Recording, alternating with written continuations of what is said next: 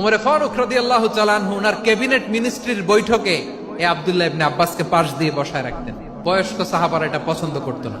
তারা বলতো, ঘটনা কি? আব্দুল্লাহর মতো ছেলে নাতি আমাদের আছে, এরা কেন রাখে উমরে ফারুক? উমরে ফারুক এটা টের পেলেন। তিনি বুঝতে পারলেন যে ক্যাবিনেট মেম্বাররা এটা পছন্দ করে না, ছোট্ট আব্দুল্লাহরা কেন রাখি, কেন যে রাখি এটা একদিন বুঝাবো। একদিন মিটিং এ তিনি সবাইকে বললেন, ইদা জাআ নাসরুল্লাহি ওয়াল ফাত। এই আয়াত দ্বারা উদ্দেশ্য কি বলেন তো মুরব্বী সাহাবীরা? এক সাহাবী বলেন, এই সূরা দ্বারা উদ্দেশ্য, আল্লাহ বলেছেন আমাদেরকে বিভিন্ন ল্যান্ড, বিভিন্ন এলাকা বিজয় করতে হবে। উমরে ফারুক বললেন, না, হয়নি। আরেকজন বললেন, বিজয় হওয়ার পর আমাদের বেশি বেশি আল্লাহর বরত্বের ঘোষণা দিতে হবে, এটা উদ্দেশ্য। উমরে ফারুক বললেন, না, হয় নাই। যারা জিজ্ঞেস করেন কেউ পারে না। সব শেষে বিশ্বনবী ছোট্ট আব্দুল্লাহরে বলেন, আব্দুল্লাহ, ইদা জাআ নাসরুল্লাহি ওয়াল ফাত, এর দ্বারা উদ্দেশ্য কি বলতো?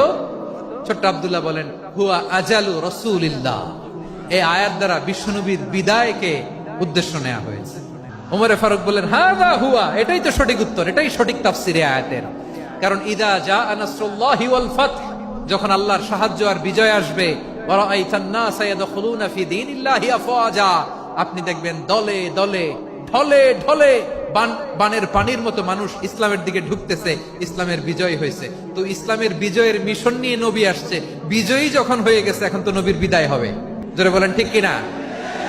কোন সাহাবী এই সূক্ষ্ম কথাটা ধরতে পারে নাই, ওই আব্দুল্লাহ ছাড়া।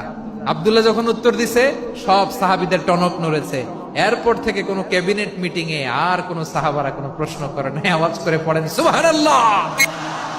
বিশ্বনবী আব্দুল্লাহ ইবনে আব্বাসকে দ্য এডুকেটর অফ দ্য উম্মাহ, উম্মার শিক্ষাবিদ হিসেবে গ্রহণ করেছেন। আওয়াজ করে পড়তে হবে আল্লাহু আকবার।